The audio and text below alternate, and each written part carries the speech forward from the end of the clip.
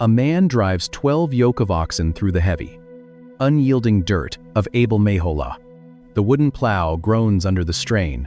We know where the two of them are walking. We know about the whirlwind, the chariots of fire, the separation at the Jordan River. He cannot blink when the terror of the divine presence rips into the physical atmosphere. He cannot cover his face when the whirlwind descends, the way normal men do when God draws near. He must keep his eyes wide open to the violent, untamable reality of how heaven intersects with the dirt of the earth. He has to watch the departure. He has to witness the tear in the fabric of reality. He has to stand in the epicenter of the storm and refuse to retreat. So they continue to walk. The text says they are simply walking and talking together, a father and a son, in the final moments of their shared earthly existence. But the sky above them is beginning to bruise. The air pressure drops, heavy and suffocating. The wind shifts, carrying the sharp, metallic smell of ozone and burning copper. The silence of the desert is swallowed by a low, vibrating hum that shakes the stones under their sandals. Elisha does not look down at his feet. He does not look back at the 50 prophets watching from the safety of the opposite bank. He locks his eyes on his master. He watches with a desperate, unblinking intensity. The heavens are about to tear open. The chariots are already descending. But before the fire touches the ground, you have to understand the psychological terror of what Elisha is actually stepping into. And we know that right before Elijah is torn into the sky, Elisha is going to make the most audacious request in the entire biblical narrative. If you are in a season where you are stepping into a void left by someone else, a predecessor who carried immense weight, a mentor who seemed indestructible, a parent whose absence leaves a room impossibly quiet, you know the cold sweat of this exact moment. You know the physical sensation of the air leaving your lungs as you look at the responsibilities you are now expected to carry. When modern believers ask God for a double portion, we often picture the highlight reel. We picture the parted rivers, the sudden provisions, the moments of breathtaking clarity when fire falls from the sky and everyone acknowledges our calling. We want the authority of Elijah without the depression of Elijah. We want the boldness to stand before hostile kings without the terrifying isolation of hiding in a cave, listening to the wind howl, convinced we are the only one left who still cares about the truth. But you cannot divorce the power from the crushing pressure that produces it. The mantle of succession is not a tailored jacket you slip on for public approval. It is a heavy, suffocating weight that drops onto your shoulders when you realize you are suddenly the one who has to hold the line. If you want the spirit that rested on the ones who came before you, you have to be willing to inherit their battles. To ask for the Paishanayim, the double portion of the firstborn. He is going to look his master in the eye and ask for a double portion of his spirit, is to volunteer to pay the spiritual debts you did not personally incur. It means you are agreeing to provide cover for the vulnerable people around you. When the cultural winter sets in, you are agreeing to become the shock absorber for your family, your community, or your church. This is why Elijah looked at his servant and called the request a hard thing. He knew the internal toll. He knew what it felt like to have your bones ache from carrying a divine word that the culture aggressively rejects. To ask for that reality is to ask God to stretch your central nervous system so it can handle the voltage of a broken world. Elisha understands this cost. He has spent years pouring water on the hands of a man who was frequently hunted, frequently exhausted, and frequently alone. He knows the romance of the prophetic office is a lie. Yet he is standing in the dirt, the wind whipping against his face, his eyes wide open, fully aware that if he survives the next 10 seconds, his life as an ordinary man is permanently over. And then, the sky finally shatters. The sky does not just open, it tears. Chariots of fire descend. Horses of fire break through the atmosphere. The heat is instantaneous. It burns the lungs. It sears the eyes. It bakes the cracked mud beneath their sandals. The noise is deafening. Most people read that request and assume they know exactly what Elisha is doing. They assume he is asking for an upgrade. It is a roar, like 1,000 rushing rivers crashing into the desert floor. You can feel the vibration in your teeth. This is not a gentle departure. It is a violent rupture. The fiery horses drive a flaming wedge straight between the two men. They separate the master from the servant. They divide the father from the son. Elijah is caught up in the storm. The whirlwind swallows him whole. The dust and the fire spiral upward into the bruised heavens. And Elisha does not blink. He does not turn away. He does not cover his face in fear. He stares directly into the blinding light. He stands his ground in the epicenter of the divine hurricane. He cries out over the roar of the wind, "My father! My father!" The chariots of Israel and its horsemen notice the cry. He does not call him master. He does not call him prophet. He calls him father. The legal claim of the firstborn is spoken directly into the storm. The Pai Shanayim is finalized in the whirlwind. The succession is complete. Then the sky snaps shut. The silence slams back into the desert. The sudden quiet is heavier than the noise. Eli is gone. The fire is gone. The roaring wind is gone.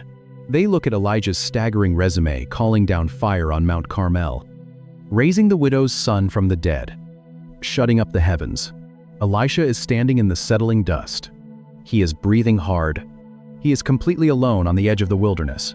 But something is falling through the empty air. A rough, heavy piece of woven animal hair, worn thin from years in the wilderness, frayed at the edges from the rocks of Mount Carmel, smelling of campfire smoke, desert sweat, and the sharp scent of ozone. The mantle drops into the dirt. It hits the ground with the exact same heavy thud it had in the plowing field at Abel Meholah years ago. This is the receipt. This is the deed to the estate. The father has left his covering behind. The firstborn son has kept his eyes open. The hard condition has been met. Elisha walks over to the mantle. He stands over the discarded garment. He has the double portion.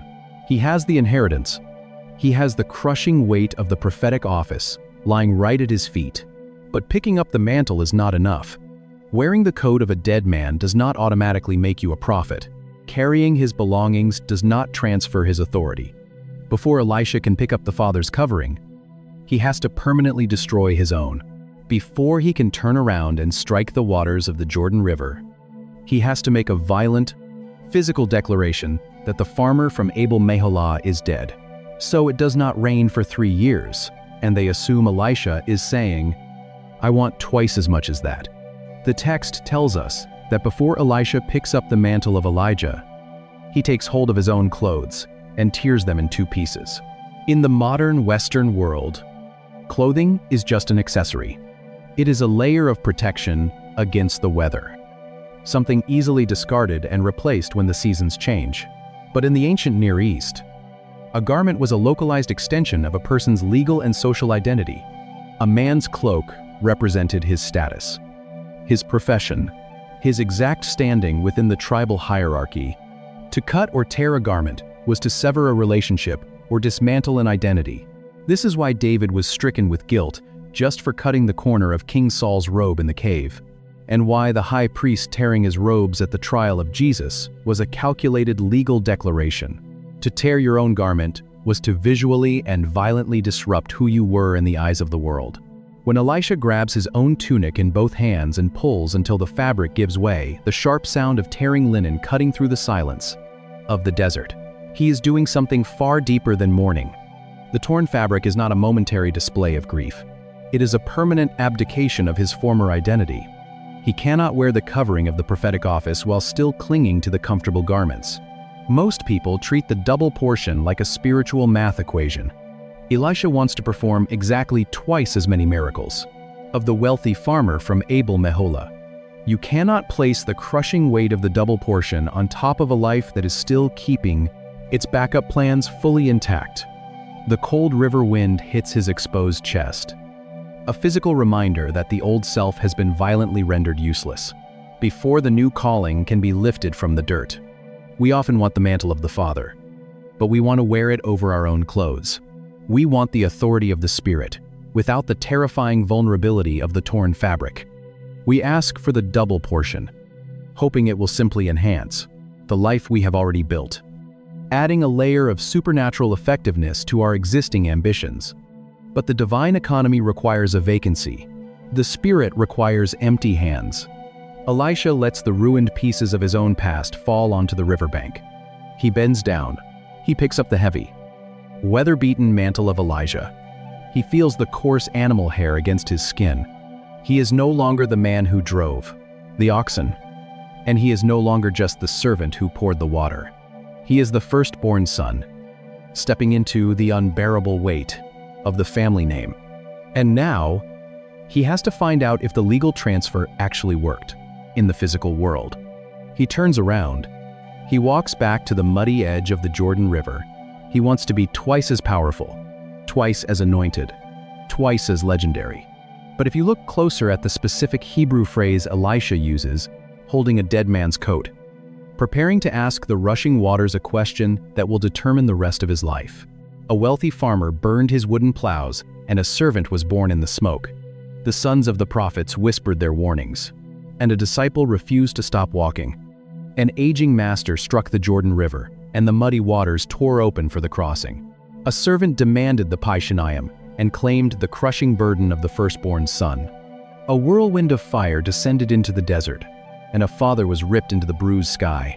A grieving man tore his own garments in two, and a comfortable identity was left in the dirt. A new prophet picked up a weather-beaten mantle, and the divine spirit filled a hollowed-out vessel. One mantle, one spirit. But maybe the part that stays with me most is the sound of that heavy, woven animal hair hitting the dirt for the second time.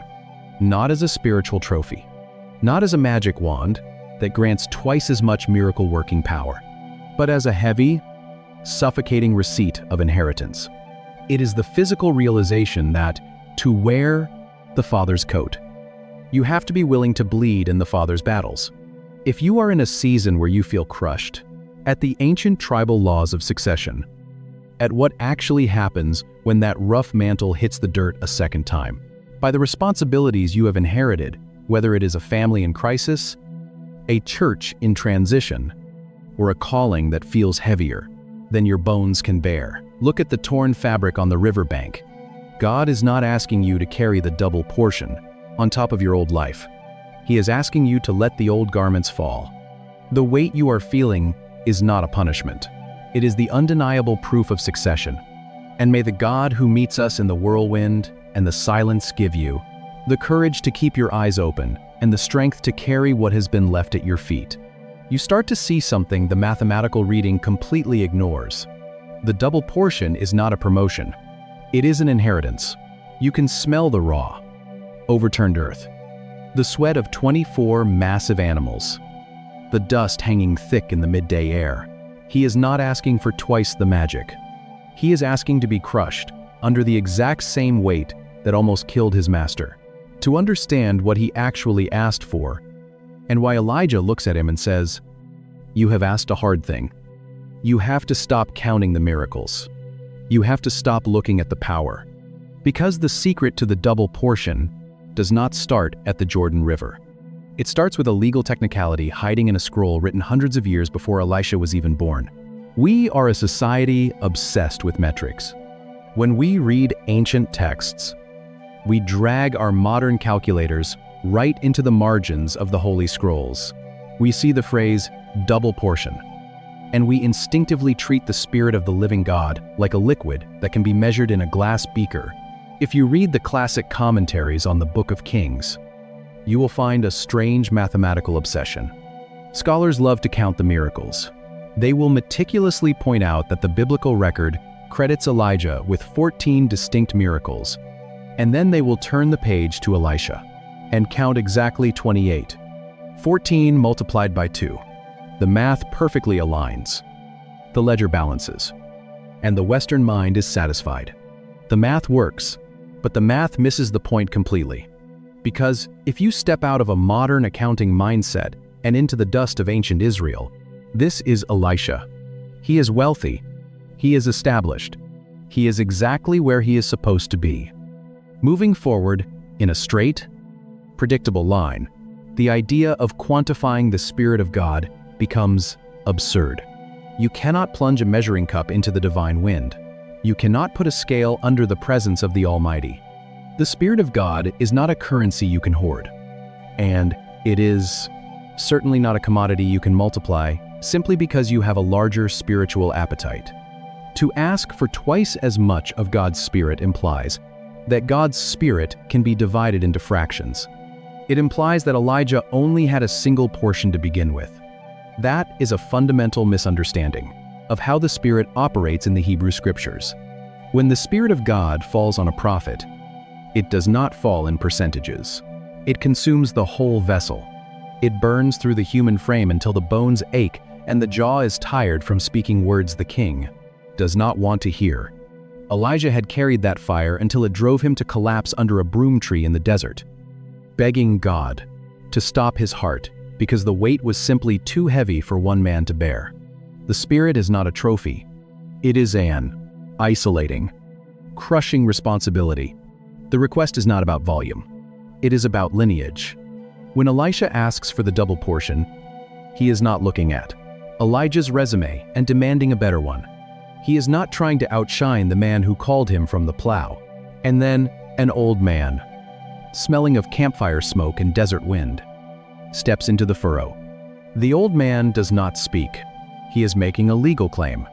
He is invoking a very specific piece of legislation from the book of Deuteronomy, a law written on animal skin centuries earlier that dictated how a father was supposed to treat his sons when the end was drawing near. But before he can invoke that law, before he can stand at the edge of the river and make his demand, he has to prove he can actually survive the journey to get there. And the journey is not a straight line. The journey is a circuit. It is a deliberate, grueling march. Elijah sets the pace. Elisha stays at his heels. They start at Gilgal, the place of the first stones, the site where Israel first camped after crossing into the Promised Land. Elijah turns to his servant. He gives a simple command. Stay here. The Lord has sent me to Bethel. Elisha refuses. He swears an oath by the breath in his lungs. He will not stay. They walk to Bethel, the ancient house of God. But now, it is a polluted city. It smells of burning incense offered to a golden calf. The sons of the prophets come out. They pull Elisha aside in the dusty streets. They whisper, "Do you know the Lord is taking your master today?" He does not offer a greeting. He simply takes the heavy, hair-woven mantle off his own shoulders and throws it across the back of the farmer. Elisha snaps back. "Yes, I know it. Keep quiet." Elijah tests him again. "Stay here. The Lord has sent me to Jericho." Elisha refuses again. The oath is repeated. The walk continues. They arrive at Jericho, the cursed city, the place of fallen walls and bitter springs. The prophets here say the exact same thing. They whisper the exact same warning. Elisha gives the exact same response. Elijah tries one last time. "Stay here. The Lord has sent me to the Jordan." Elisha will not be shaken off. 3 times, the master tells him to stop. 3 times, the servant refuses. This is not a sightseeing tour. It is a crucible of succession. Elijah is not trying to get rid of him. He is testing his grip. He is making sure the younger man understands the cost of the calling. To carry the mantle, you cannot stop at Gilgal's memories. You cannot hide in Bethel's sanctuaries. You cannot be intimidated by Jericho's ruins. You have to walk all the way to the chaotic, rushing waters of the Jordan. 50 prophets follow them. They stand at a distance. They watch from the high ground. They watch the 2 men step down into the wet mud of the riverbank. Elijah takes off his heavy mantle. He rolls the rough animal hair up like a club. He strikes the water. It hits him with the weight of a stone. This is the calling. Elisha does not negotiate. He leaves the plow in the dirt. There is a deafening crack. The river tears open. The mud instantly dries. The 2 men cross over on dry ground. Now they are isolated. The crowd is left on the other side. The desert wind howls around them. The end is minutes away. And this is the moment Elijah finally stops walking. He stops testing. He looks at the younger man in the eerie silence of the far bank. He asks him what he wants before he is taken away. Elisha does not hesitate. He has known the answer since the day he burned his plow. and the words he speaks next hinge entirely on one specific Hebrew noun. 2 Kings chapter 2. Verse 9. Elijah and Elisha are standing alone on the far bank of the Jordan, the air still thick with the dust of the parted riverbed. Elijah finally tells his servant to name his price, and Elisha says, "Please, let there be a double portion of your spirit on me." The phrase translated as double portion in your English Bible is the Hebrew word pi shanayim. It literally translates to a mouth of two. But to understand the weight it carried in the ancient Near East, you have to unroll a completely different scroll. You have to leave the banks of the Jordan and go back to the book of Deuteronomy. He slaughters the oxen. He uses the wooden yokes as firewood to cook the meat, setting a literal match to his own resume. His backup plan, specifically chapter 21, verse 17. This is the legal code governing how an Israelite father was commanded to divide his earthly estate when he died. The law stated that the father must acknowledge his firstborn son by giving him a pi shanayim, a double portion of all that he possesses. If something about this story is stirring up questions you've never considered, you're exactly who this channel is for. Drop a thought in the comments and hit subscribe. Because every week we go deeper into the text than you knew was possible. So Elisha invokes the law of the firstborn. To the ancient Israelite mind, this was a highly specific legal maneuver. If an aging father had 3 sons, his land and his livestock were not divided into 3 equal parts. They were divided into 4. The 2 younger sons each received 1 part, and the firstborn son received 2 parts. The pi shanayim, he did not get this larger slice of the pie so he could live in luxury while his brothers struggled. He received the double portion because he was the one inheriting the crushing responsibility of the patriarch. When the father died, the firstborn son became the head of the household. He was now responsible for taking care of his widowed mother, his entire prior existence. He follows Elijah, and for the next several years, the text tells us he simply ministered to him. He was responsible for paying off his father's outstanding debts. He was responsible for funding the dowries of his unmarried sisters. The double portion of land was given to him so that he could generate enough grain and wool to keep the entire vulnerable family from starving in the winter. It is not a reward for being born first. It is the financial mechanism required to carry the weight of the family. That root changes everything. When Elisha asks for the pi shanayim, he is not asking for an extra helping of supernatural power to boost his own resume. He is looking at Elijah, the man he has served for years, the man who called him out of the plowing field, and he is legally declaring himself the firstborn son. He is asking to be the primary heir. Elisha is not asking to be twice as great as Elijah. He is asking to inherit the burden of Elijah's house. He is asking to take responsibility for the schools of the prophets, the spiritual debt of a rebellious nation, and the heavy mantle of speaking truth to murderous kings. But inheritance in the kingdom of God, he pours water on the older man's hands. He watches. He waits. But we know the climax of this story does not work like a human will. You cannot simply sign a piece of parchment to transfer the Spirit. The dust settles on the far bank of the Jordan. Elijah looks at the man who used to plow fields in Abel Meholah. He hears the legal demand for the pi shanayim. He understands exactly the burden being asked for. And Elijah does not smile. He does not place his hands on the younger man's head to impart a blessing. He does not pull a horn of oil from his belt. He simply says, "You have asked a hard thing." It is hard because the Spirit of the living God is not Elijah's property to distribute. It is hard because the weight of the prophetic office routinely breaks the men who carry it. It is hard because to inherit the Father's house in this specific kingdom means inheriting the Father's heartbreak, the Father's exhaustion, and the Father's enemies. But the old prophet offers one condition, a single, terrifying hinge on which the entire succession will turn. If you see me as I am being taken from you, it shall be so for you. But if you do not, it shall not be so. This is not a test of optical clarity. It is a test of spiritual endurance. To receive the mantle, Elisha cannot look away.